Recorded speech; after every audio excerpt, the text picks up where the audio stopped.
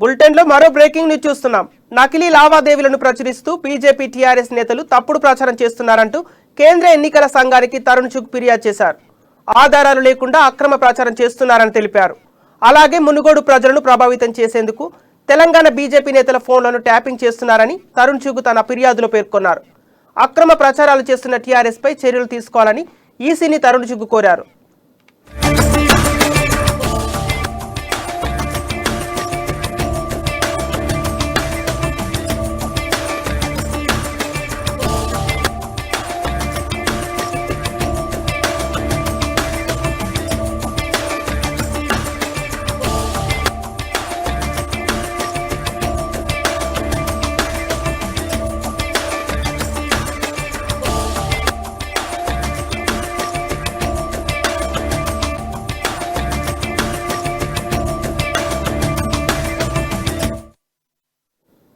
నకిలీ లావాదేవీలను ప్రచురిస్తూ బీజేపీపై టీఆర్ఎస్ నేతలు తప్పుడు ప్రచారం చేస్తున్నారంటూ కేంద్ర ఎన్నికల సంఘానికి తరుణ్ చుగ్ ఫిర్యాదు చేశారు.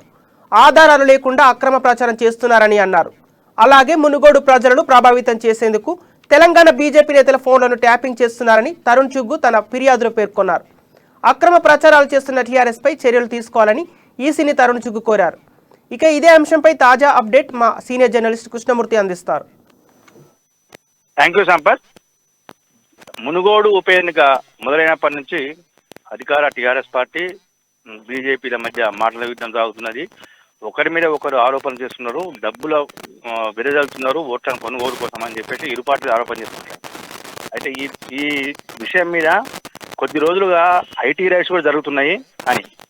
ఐటీ రైట్స్ అంటే కేంద్ర ప్రభుత్వం ఆధ్వర్యంలో ఉన్నటువంటి ఆదాయ పన్ను శాఖ కొంతమంది టీఆర్ఎస్ నేతలు వాళ్ళకి సంబంధించిన దానికి జరుగుతున్నాయని చెప్పేసి ఆరోపణలు కూడా వస్తున్నాయి.